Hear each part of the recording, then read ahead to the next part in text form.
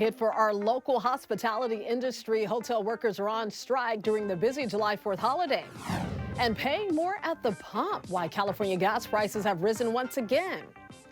You're watching The Rundown. Hello, everyone. I'm Robin Winston. You may notice it cost a bit more to fill up this week. That's because California's annual gas tax went into effect over the weekend. The automatic 4-cent a gallon increase comes from a law passed back in 2017. In LA, the average is $4.91 a gallon, according to AAA.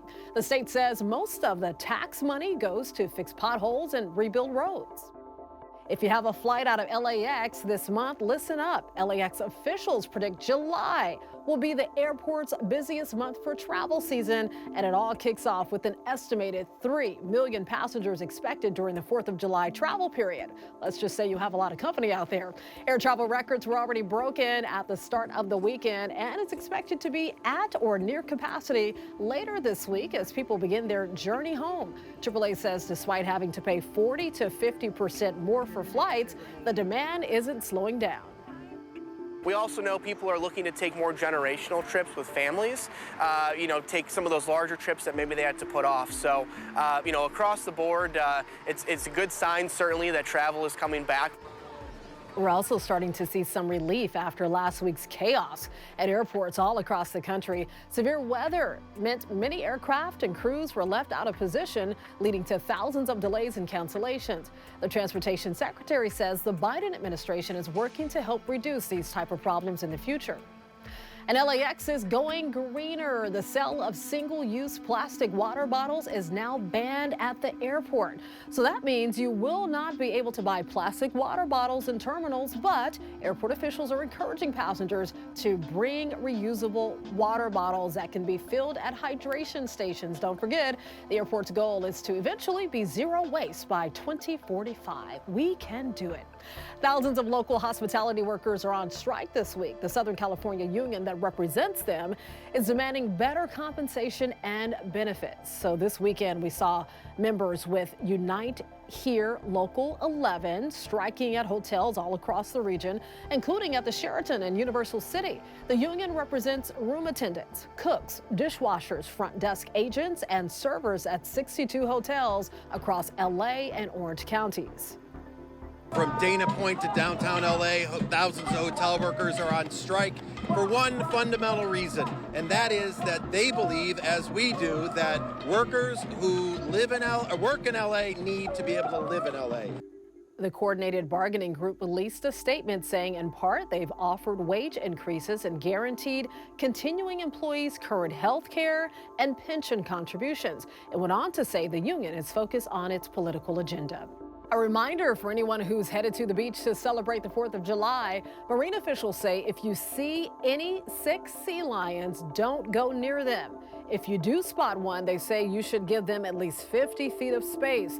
The reminder comes as sea animals continue to be exposed to toxic algae blooms, which is causing them to be aggressive. The heat is here to stay, at least for now. Meteorologist Stephanie Omo has a check of your weather.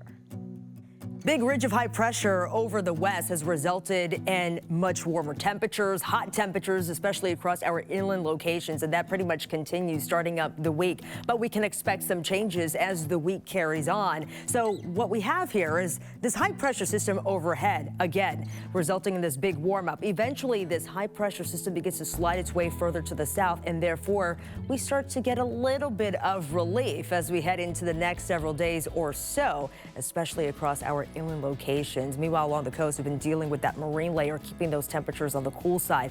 One of the hot spots, Moreno Valley, as we check out the temperature trend as we continue here. Tuesday, Wednesday, temperatures will be in the lower 90s, but then Thursday, 90 degrees, and then back down into the 80s as we head into Friday and as we take you into the weekend. Back to you. For the second time in 3 weeks, a group of migrants has arrived in LA from Texas. On Saturday, 30 adults and 11 children were dropped off by bus at St. Anthony's Church in Chinatown. They're seeking asylum from 8 countries in Central and South America, as well as the Caribbean. They were given food and water along with medical and mental health services. LA Mayor Karen Bass says her office was never formally notified the bus was on its way, but they quickly mobilized after finding out late Friday. It's still not clear who sent the migrants from Texas or if they came voluntarily. This week is the National Wildland Firefighter Week of Remembrance. It honors and recognizes firefighters all across the nation who continue to fight wildfires and help save our lands, including those who gave the ultimate sacrifice. Here in Southern California, wildfire season never really ends, but the peak is still a few months away. But experts say the time to prepare and protect your home is now. NBC's Forrest Christian Kozeretz has some steps you can take. It's the new norm for Southern California residents. It's something that we always keep up, but we did it a month ago to knock everything down for the fire season. Lawrence Apodaca takes pride on the hard work he does to keep his family and his Mount Washington home safe. We've always tried to be ahead of whatever the problem is, take care of things, make sure there's sprinklers, everything's sprinkled, so we can turn the water on. As fire season approaches and the days get warmer, fire officials are on the alert. They say the wet winter brought so much vegetation that will soon become vulnerable to any spark. What does an actual cleanup mean?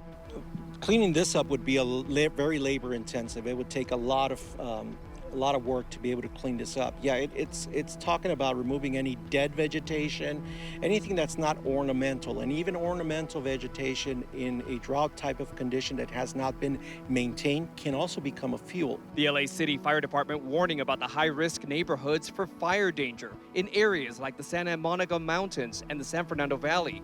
Fire officials alerting residents that the time to prepare is now. Most fires that start in homes are not from the fire front. What ends up happening is that little embers get into the attics of those houses. So you want to make sure that you have good metal meshing around the attic area of your property and your home, and that gives you the best defense against any fire. And obviously wood shingle roofs are not a good idea here in Southern California, so having asphalt type of shingles on your roof is a good deterrent for fire as well. Every year, fire officials say the battle against Mother Nature and its wildfire season is harder to tackle.